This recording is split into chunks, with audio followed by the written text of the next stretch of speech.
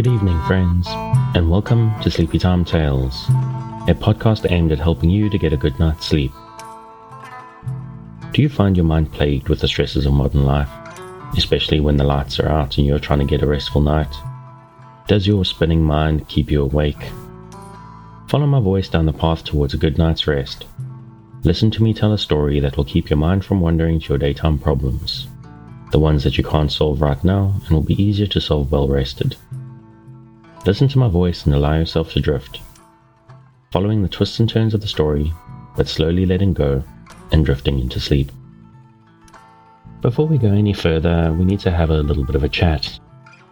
Firstly, I'd like to thank the people that have supported me at stages through this year on Patreon, or put tips in the tip jar on the website, or signed up on my Audible trial to give me a little bit of financial support and help me cover the costs of the podcast. If you back me for a month, I appreciate the help for whatever time you could afford and people who have backed me for longer, I'm also very grateful to you. Thank you very much. And if you are finding the show helpful and you using it regularly to help you sleep, or someone you know is using it to help them sleep, by supporting me on Patreon. I'm doing a slight equipment upgrade. I've got a decent microphone arriving hopefully fairly soon. And I would like to also have the funds to get a friend of mine to do some artwork for me so that I can do some merchandise. And in the long run, I would really love to do the show full time. I'd like to do more episodes, have the time to do some more creative work, and do a little bit more outreach. And you can help me to achieve that, even if it's only in the long run. But right now, if you have $1 a month to spare, that does help me. And even if you can only share $1 a month, this is helpful to me. And you as a listener and a supporter get real benefits.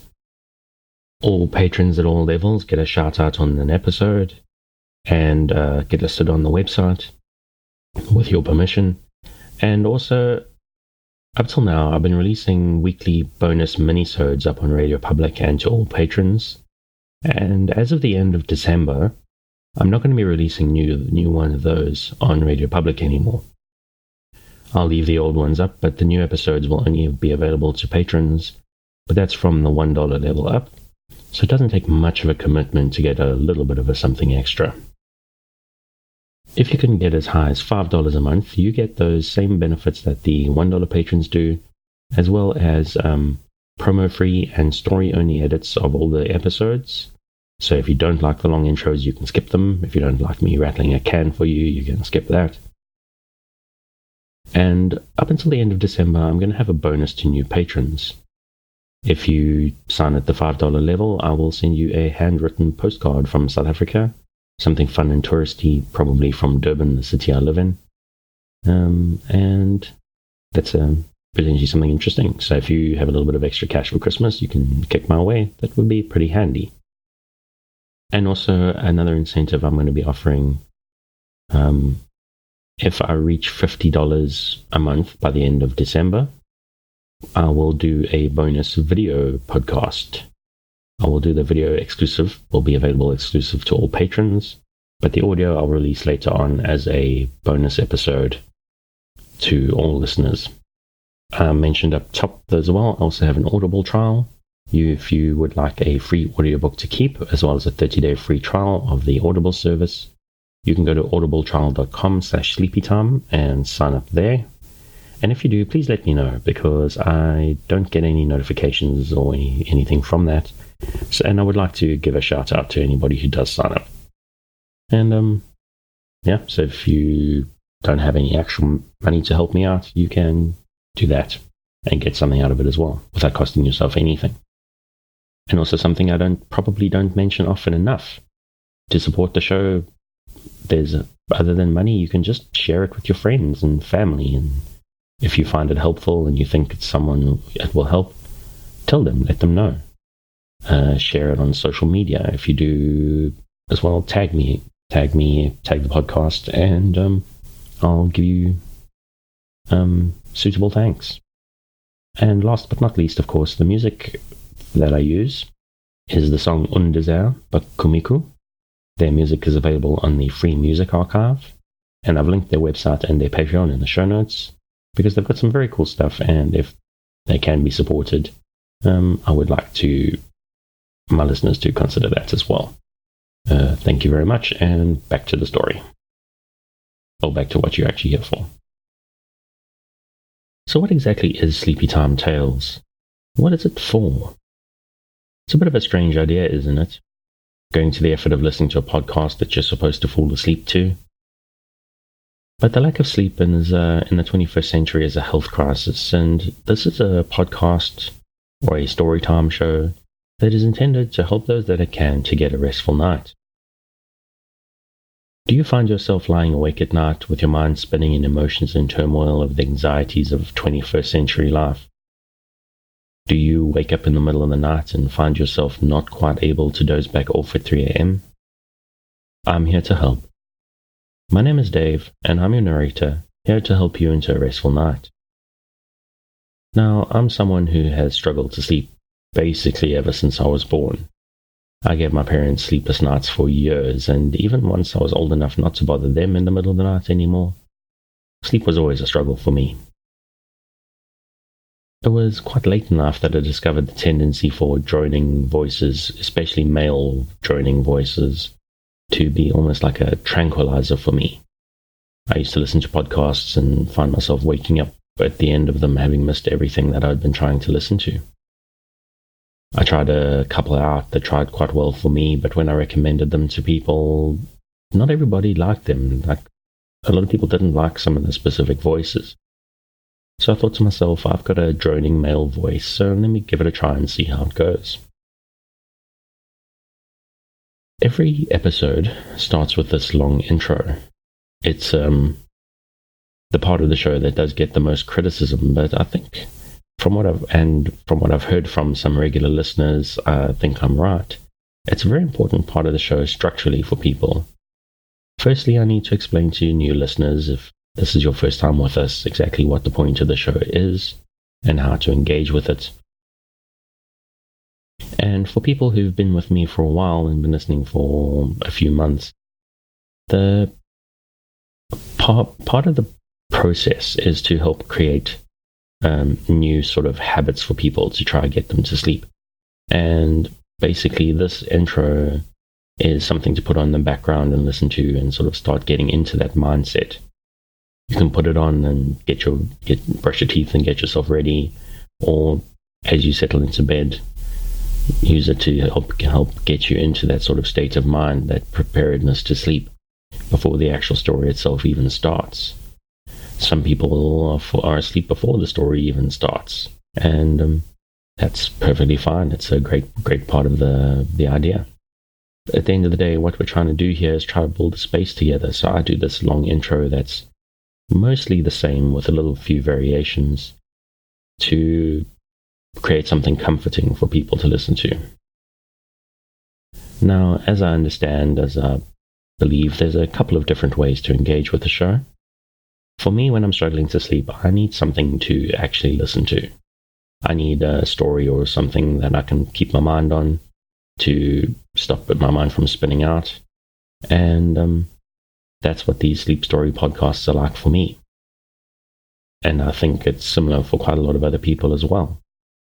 Maybe you're someone, though, that just needs a droning voice in the background at a low volume, the same sort of way that some people need rain or the sound of the ocean or white noise. Maybe it's something like that for you. But whatever works for you is what matters, and that's what counts. Now, I work in the hospitality business, and Christmas season is a very, very busy time of year for me. So I'm going to have a bit of a struggle to do a lot of my research and regular recording sessions. I should be able to release something every week still. I don't want to leave you listeners hanging. But I'm going to be focusing on mostly just cold readings of existing stories rather than my original and improvised stuff, because that takes a lot of preparation, and I'm going to be very busy, erratic times, and exhausted whenever I'm not there. So if this is your first time with us, the next few weeks are probably mostly going to be me just reading old books to you. That's not the usual thing. If you're used to the usual thing, this is me just trying to make sure I've got something up for you folks every week. And also, I'm interested in getting some feedback. How are the readings? How do they work for you? Do you enjoy them in comparison to the improvised stuff? Do you like a mix? Would you like more improvised, more stories? Pop me a line on contact@sleepytimetales.net, or just tag me up on social media and let me know what you think and give me your feedback. But whatever the story is, whether it's a reading or an improvised story, what really matters is that you don't try to force it. Give yourself a light mental grip on the story, on the thread, and allow sleep to come for you. Now, obviously, I'm hoping that you're asleep before I get to the end of the episode, but it's important that you don't feel pressurized. If this is your first night with us, this may not work for you. I think you should probably be best if you give it 2 or 3 nights maybe to see if this is the sort of thing that might work for you. If my voice may be strange to you, my accent may be strange to you, one episode might not be long enough. There's different things to potentially get over. But I think ultimately this should be helpful for most people. But whatever you do and however you engage, it's very important that you try to relax. If you're new to the show and prone to late nights lying staring at the ceiling, this may take some time to work for you. So queue up a few episodes or just run through the backlog. What I usually do with a sleep podcast is I just let it run all night. I lie down in the dark with my earbuds in and let it go. Sometimes when I wake up at 3 a.m., the podcast is still running and I just pop the earbuds in and let the voices waft me back to sleep. Sometimes, and this is something that happens more often than I like, I wake up about 30 minutes before my alarm goes. Usually I do the same thing as at 3 a.m. I carry on listening and I fall back asleep again. I can tell you now that 30 minutes of sleep right before the alarm can sometimes be the best part of my night. There's something about allowing yourself to relax right before the alarm that's just deeply, deeply satisfying. And so you have the basic idea. You relax and you lie in the dark.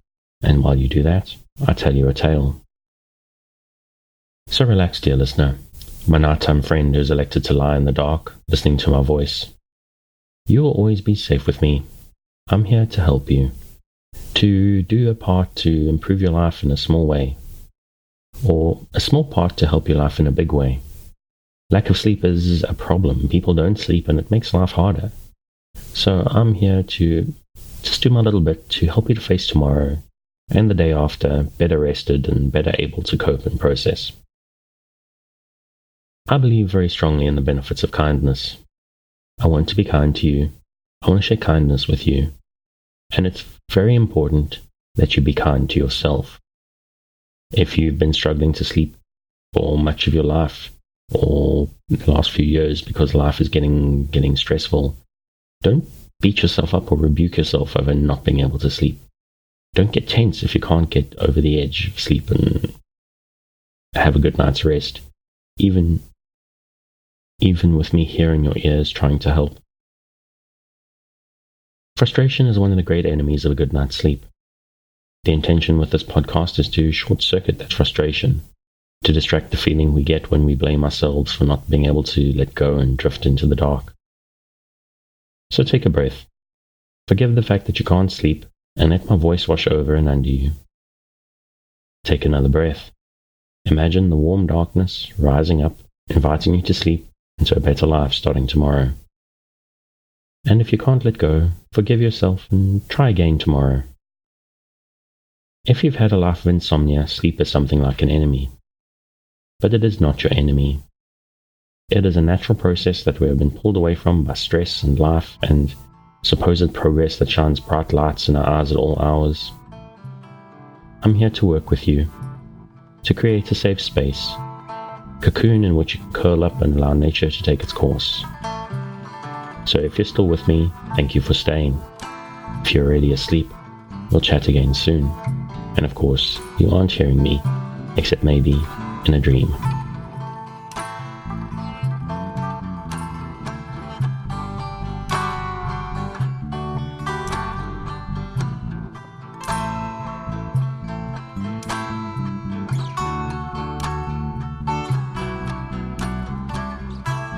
Under Two Flags by Wada, Louise de la Ramée. To Colonel Pullet Cameron, whose family has given so many brilliant soldiers to the armies of France and England, and made the battlefields of Europe ring with the war cry of Lochiel. This story of a soldier's life is dedicated in sincere friendship. This story was originally written for a military periodical. It has been fortunate enough to receive much commendation from military men, and for them it is now specially issued in its present form. For the general public, it may be well to add that where translations are appended to the French phrases, those translations usually follow the idiomatic and particular meaning attached to those expressions in the argot of the army of Algeria, and not the correct or literal one given to such words or sentences in ordinary grammatical parlance. Ouida. Chapter 1. Beauty of the Brigades. I don't say but what he's difficult to please with his tops, said Mr. Rake, factotum to the Honourable Bertie Cecil of the 1st Life Guards, with that article of hunting toggery suspended in his right hand as he paused, before going upstairs to deliver his opinions with characteristic weight and vivacity to the stud groom. He is uncommon particular about him, and if his leathers ain't as white as snow, he'll never touch 'em, though as soon as the pack come anigh him at Royalo, the leathers might as well never have been cleaned. Them hounds jump about him so, all champions at his saddle before you can say Davy Tops. Tops are trials, I ain't denying that, especially when you've jacks and moccasins and moor boots, and Russia leather crickets and turf backs and Hythe boots and waterproofs and all manner of varnish things for dress. That none of the boys will do right unless you look after him yourself. But is it likely that he should know what a warrior top's complexion is, and how hard it is to come right with all the fast brown polishing in the world?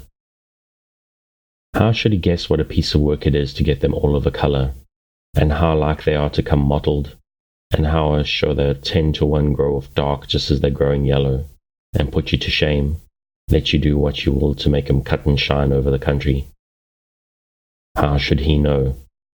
I don't complain of that, bless you, he never thinks. It's do this, Rake, do that, and he never remembers 'tisn't done by magic. But he's a true gentleman, Mr. Cecil. Never grudge a guinea or a fiver to you, never out of temper either, always have a kind word for you if you want thoroughbred every inch of him. See him bring down a rocketer or lift his horse over the broad water.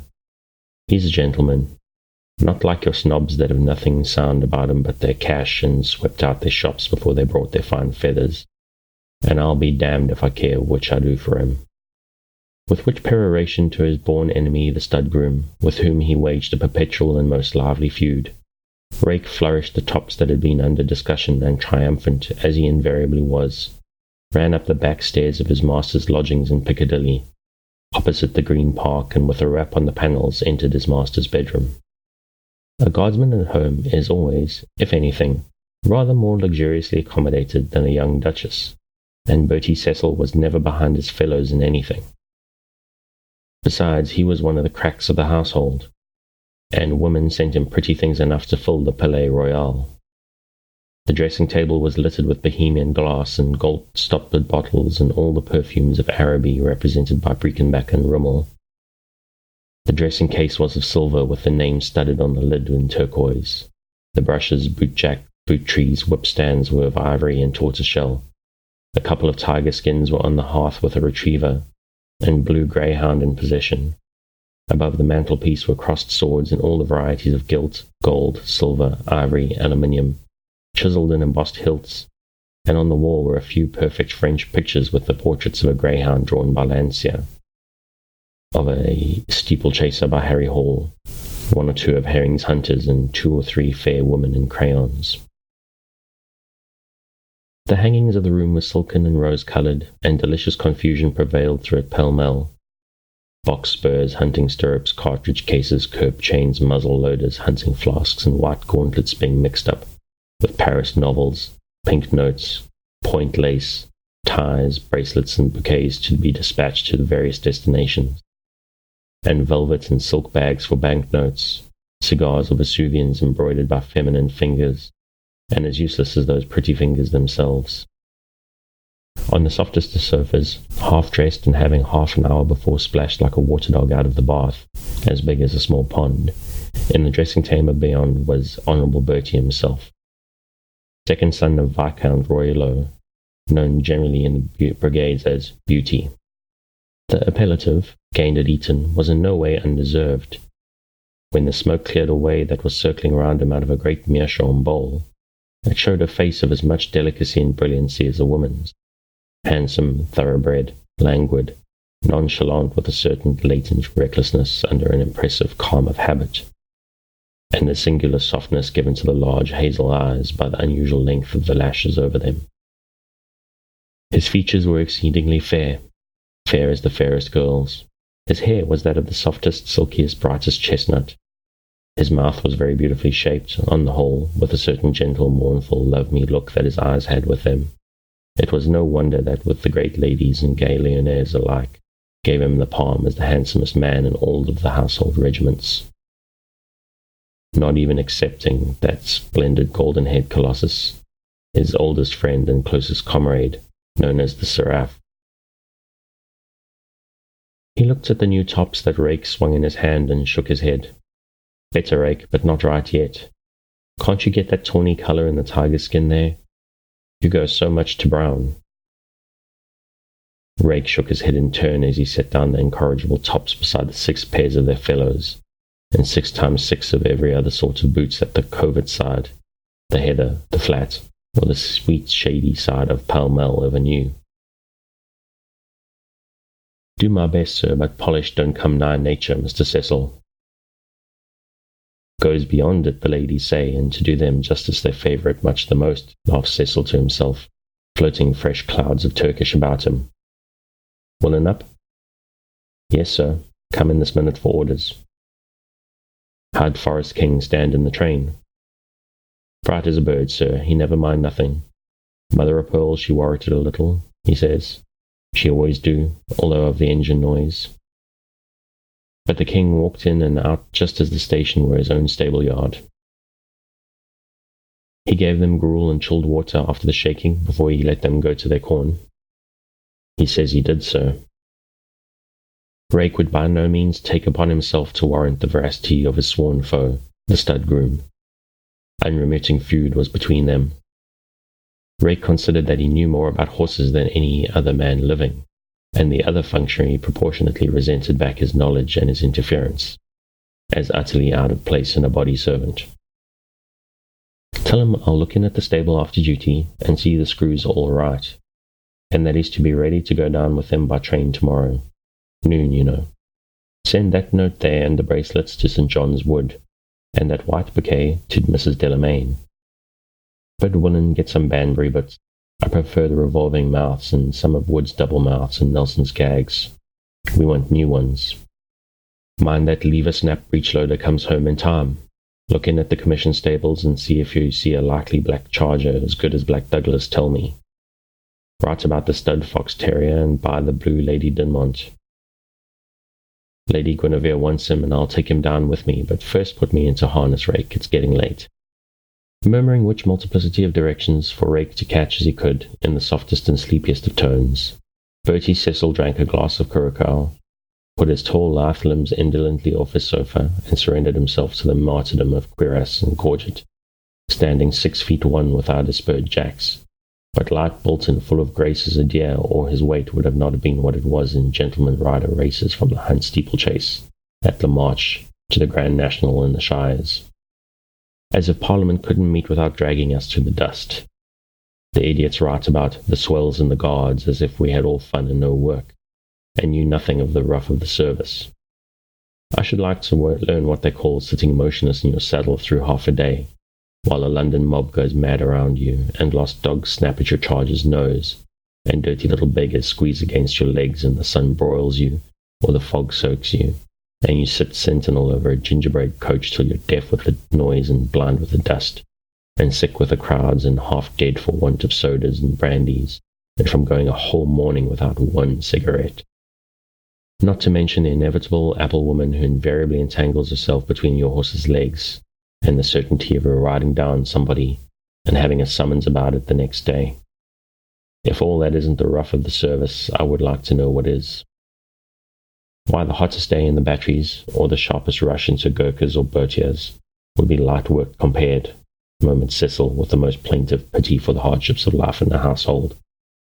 While Rake, with the rapid proficiency of long habit, braced and buckled and buttoned, knotted the sash with the knack of professional genius, girt on the brightest of all glittering, polished silver steel cut and thrust with its rich gilt mountings, and contemplated with flattering self-complacency leathers white as snow, Jack's brilliance as black varnish would make them, and silver spurs of glittering radiance until his master stood full harnessed at length, as gallant a life guardsman as ever did duty at the palace, by making love to the handsomest lady in waiting. To sit wedged in with one's troop for 5 hours, and in a drizzle too. Houses oughtn't to meet until the day's fine. I'm sure they're in no hurry, said Cecil to himself, as he pocketed a dainty, filmy handkerchief, all perfume, point, and embroidery, with interlaced BC in the crest on the corner. While he looked hopelessly out of the window, he was perfectly happy, drenched to the skin on the moors after a royal, or in a fast thing with the Melton men from Thorpe Trussels to Ranksborough. But 3 drops of rain when on duty were a totally different matter, to be resented with any amount of dandy's lamentations and Epicurean diatribes. "Ah, young one, how are you? Is the day very bad?" he asked with languid wistfulness as the door opened. But indifferent and weary, on account of the weather, as the tone was, his eyes rested with a kindly cordial light on the newcomer. A young fellow of scarcely 20 like himself in feature, although much smaller and slighter in build. A graceful boy, enough with no fault in his face except a certain weakness in the mouth, just shadowed only as yet with down. A celebrity, the Zuzu, the last coryphee whom Bertie had translated from a sphere of garret bread and cheese to a sphere of village champagne and chicken, and who, of course, in proportion to the previous scarcity of her bread and cheese, grew immediately intolerant of any wine less than 90s the dozen, said that Cecil cared for nothing longer than a fortnight, unless it was his horse, Forest King. It was very ungrateful in the Zuzu, since he cared for at the least a whole quarter, paying for his fidelity to the tune of 100 a month. And also it was not true, for besides Forest King he loved his young brother Berkeley, which, however, she neither knew nor guessed. "Beastly," replied the young gentleman, in reference to the weather, which was indeed pretty tolerable for an English morning in February. "I say, Bertie, are you in a hurry?" "The very deuce of a hurry, little one. Why?" Bertie never was in a hurry, however, and he said this as lazily as possible, shaking the white horsehair over his helmet and drawing in deep draughts of Turkish Latakia, previous to parting with his pipe for the whole of 4 or 5 hours. "Because I am in a hole, no end of a hole, and I thought you'd help me," murmured the boy, half penitently, half caressingly. He was very girlish in his face and his ways, on which confession Rake retired to the bathroom. He could hear just as well there, and a sense of decorum made him withdraw, though his presence would have been wholly forgotten by them. In much the same spirit as the French countess accounted for her employing her valet to bring her chocolate in bed, Bertie had, on occasion, so wholly regarded servants as necessary furniture that he had gone through a love scene with that handsome coquette Lady Regalia, totally oblivious of the presence of the groom of the chambers, and the possibility of that person's appearance in the witness box of the divorce court. It was in no way his passion that blinded him. He did not put the steam on like that, and never went in for any disturbing emotion. It was simply habit and forgetfulness that those functionaries were not born deaf, mute, and sightless. He tossed some essence over his hands and drew on his gauntlets. "What's up, Burke?" The boy hung his head and played a little uneasily with an Ormolu terrier pot, upsetting half the tobacco in it. He was trained to his brother's nonchalant, impenetrable school, and used to his brother's set, a cool, listless, reckless thoroughbred, an impassive set, whose first canon was that you must lose your last 1,000 in the world without giving a sign that you winced, and must win 500,000 without showing that you were gratified. But he had something of a girlish weakness in his nature and a reserve in his temperament that was with difficulty conquered. Bertie looked at him and laid his hand gently on the young one's shoulder. "Come, my boy, out with it. It's nothing very bad, I'll be bound." "I want some more money, a couple of ponies," said the boy a little huskily. He did not meet his brother's eyes that were looking straight down on him. Cecil gave a long, low whistle and drew a meditative whiff from his meerschaum. Share, you're always wanting money. So am I. So is everybody. The normal state of man is to want money. 2 ponies? What is it for? I lost it at chicken hazard last night. Pulteney lent it at me, and I told him I would send it back to him in the morning. The ponies were gone before I thought of it, Bertie, and I haven't a notion where to get them to pay him again. Heavy stakes, young one, for you, murmured Cecil, while his hand dropped from the boy's shoulder, and a shadow of gravity passed over his face. Money was very scarce with himself. Berkeley gave him a hurried, appealing glance. He was used to shift all his anxieties onto his older brother, and to be helped by him under any difficulty. Cecil never allotted 2 seconds' thought to his own embarrassments, but he would multiply them tenfold by taking other people's on him as well, with an unremitting and thoughtless good nature. I couldn't help but please the lad with coaxing and almost piteous apology. I back Grove in his play, and you know he's always the most wonderful luck in the world. I couldn't tell he'd go a crowner and have such cards as he had. How shall I get the money, Bertie? I didn't ask the governor, and besides, I told Pulteney he should have it this morning. What do you think if I sold the mare? But then I couldn't sell her in a minute. Cecil laughed a little, but his eyes, as they rested on the lad's young, fair, womanish face, were very gentle under the long shade of their lashes. Sell the mare? Nonsense. How should anybody live without a hack? I can pull you through, I dare say. Ah, by George, there's the quarters charming. I shall be too late as I live. Not hurried still, however, even by that near prospect, he sauntered to his dressing-table, took up one of the pretty velvet and gold filigree absurdities, and shook out all the banknotes there were in it.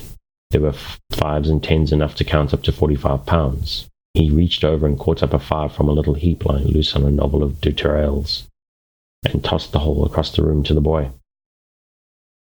There you are, young one, but don't borrow of any but your own people again, Burke. We don't do that. No thanks. Shut up all that. If you ever get in a hole, I'll take you out if I can. Goodbye. Will you go to the Lords? Better not, nothing to see, and still less to hear. All stale.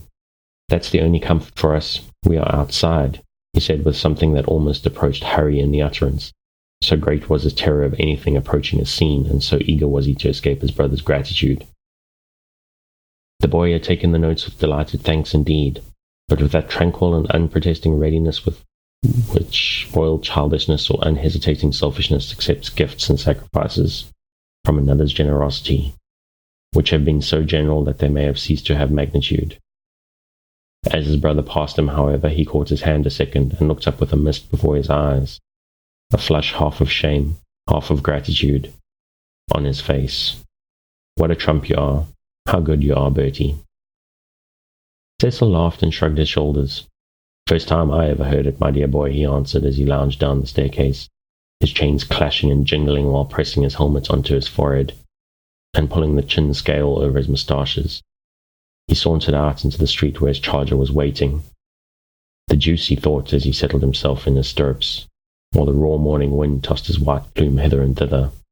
I never remembered.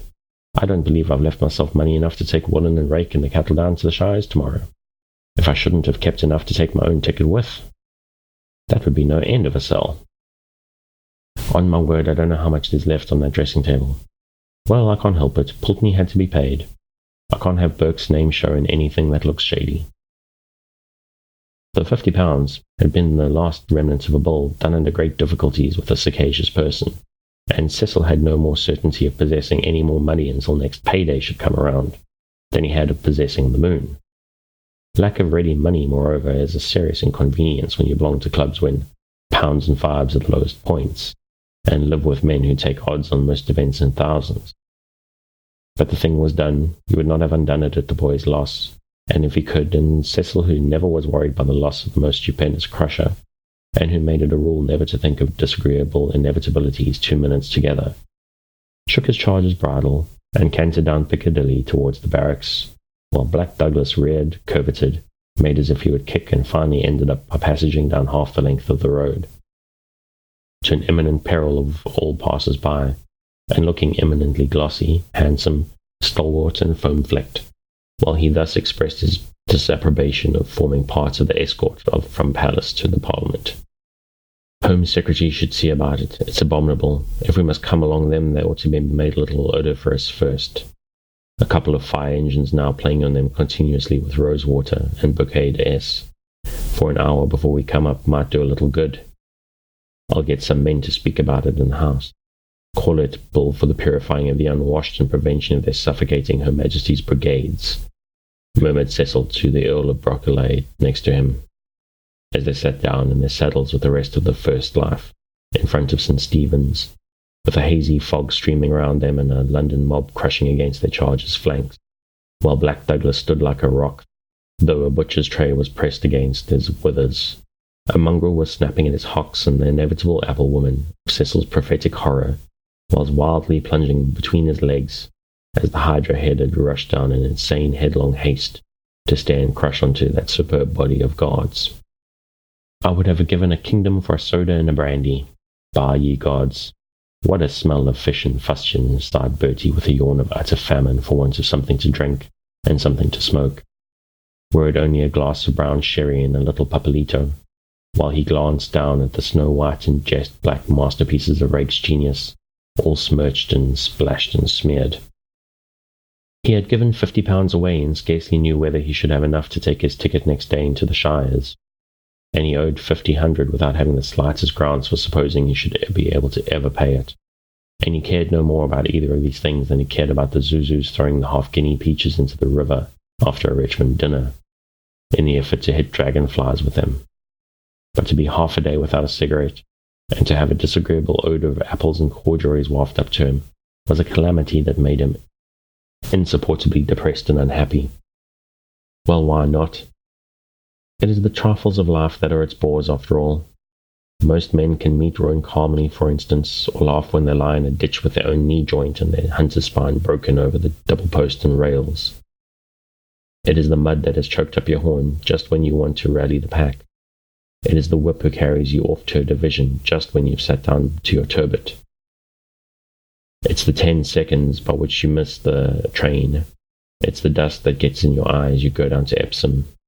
It's the pretty little rose note that went by accident to your house instead of your club and raised a storm from Madame. It's the dog that always will run wild into the birds. It's the cook who always will season the white soup wrong. It is those who are the bores of life and that try to temper of your philosophy. An acquaintance of mine told me the other day of having lost heavy sums through a swindler, with as placid a... An acquaintance of mine told me the other day of having lost heavy sums through a swindler, with as placid an indifference as if he had lost a toothpick. But he swore like a trooper because a thief had stolen the steel-mounted hoof of a dead pet hunter. Insufferable, murmured Cecil, hiding another yawn behind his gauntlet. The line's nothing half so bad as this. One day in a London mob beats a year's campaigning. What's charging a part to charging an oyster stall, or a parapet of fascines to a bristling row of umbrellas? Which question as to the relative hardships of the two arms was a question of military interest never answered, as Cecil scattered the umbrellas left and right, and dashed from the Houses of Parliament full trot with the rest of the escort on the return to the palace. The afternoon sun breaking out with a brightened gleam from the clouds, and flashing off the drawn swords and steaming plumes, the glittering breastplates, the gold embroideries, and the fretting chargers. But a mere sun-gleam just when the thing was over, and the escort was pacing back to Hyde Park Barracks, could not console Cecil for fog, wind, mud, oyster vendors, bad odours, and the uproar and riff-raff of the streets, especially when his throat was dry as a lime kiln and his longing for the sight of a cheroot, approaching desperation. Unlimited sodas, 3 pipes smoked silently over the Delphine, Demerip's last novel, a bath well clashed with eau de cologne, and some glasses of anisette after the fatigue duty of unharnessing, restored him a little. But he was still weary and depressed into gentler languor than ever through all the courses of the dinner party at the Austrian embassy, and did not recover his dejection at a reception of the Duchess of Lydiard-Dragos, where the prettiest fresh countess of her time asked him if anything was the matter. "Yes," said Bertie with a sigh, and a profound melancholy in what the woman called his handsome Spanish eyes. "I have had a great misfortune. We have been on duty today." He did not thoroughly recover tone, light and careless though his temper was, till the Zuzu, in her diamond edition of a villa, prescribed creme de Beauzet and parfait Elmore in succession, with a considerable amount of pineapple ice at 3 o'clock in the morning, which restorative prescription succeeded. Indeed, it took him something as tremendous as divorce from all forms of smoking for 5 hours to make an impression on Bertie. He had the most serene insouciance that ever a man was blessed with. In worry he did not believe. He never let it come near him. And beyond a little difficulty sometimes in separating too many entangled rose chins caught round him at the same time, and the annoyance of a miscalculation on the flat, or the ridge and furrow when a Meldon or Danebury favourite came nowhere, or his book was wrong for the Grand National, Cecil had no cares of any sort or description.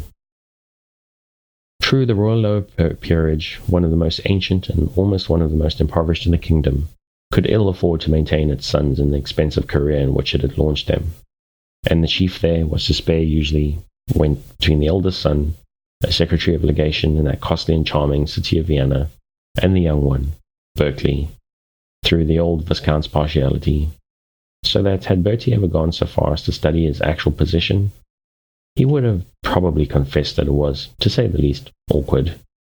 But then he never did this, certainly never did it thoroughly. Sometimes he felt himself near the wind when the settling day came, or the money-lenders appeared utterly impracticable, but as a rule things had always been trimmed somehow, and although his debts were considerable, and he was literally as penniless as a man can be to stay in the Guards at all, he had never in any shape realized the want of money. He might not be able to raise a guinea to go towards that long-standing account, his army tailor's bill, and post obits had long ago forestalled the few hundred a year that under his mother's settlements would come to him at the Viscount's death. But Cecil had never known in his life what it was to not have a first-rate stud, not to live as luxuriously as a duke, not to order the costliest dinners at the clubs and be among the first to lead all the splendid entertainments and extravagances of the household.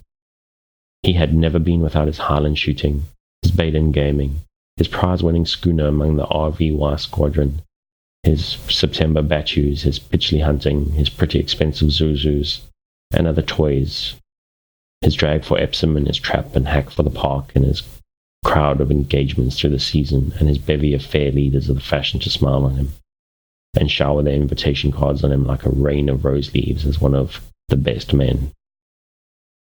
Best, that is, in the sense of fashion, flirting, waltzing, and other general social distinction. In no other sense. For the newest of debutantes knew well that beauty, though the most perfect of flirts, would never be serious, and had nothing to be serious with.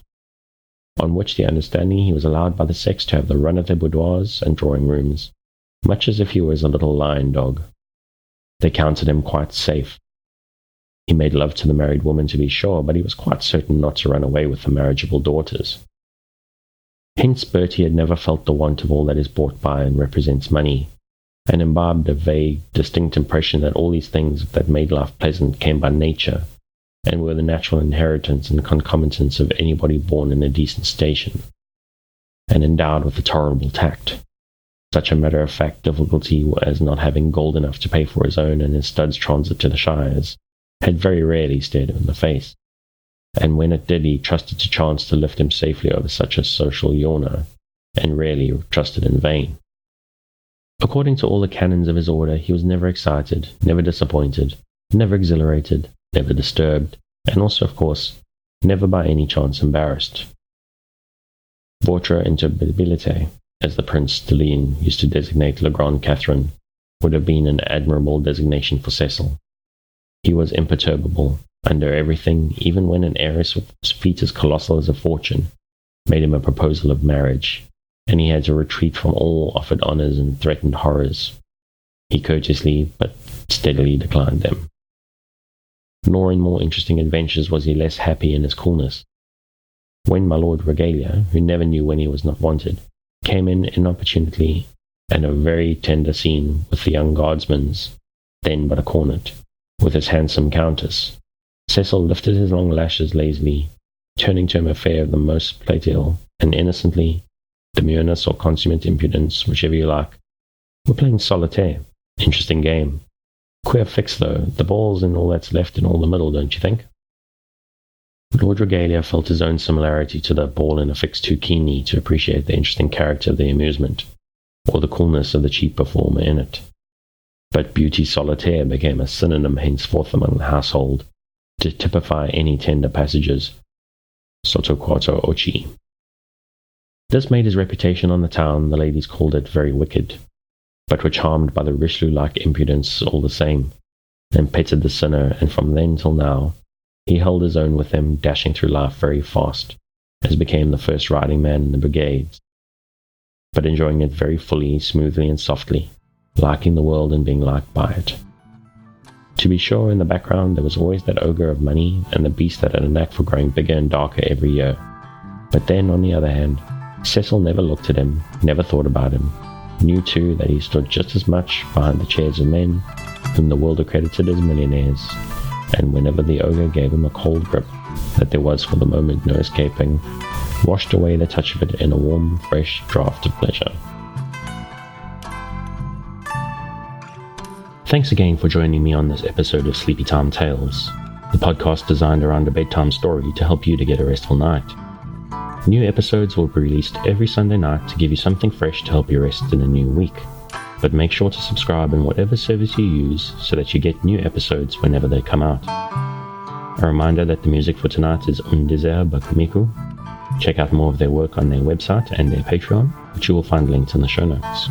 Good night and sweet dreams.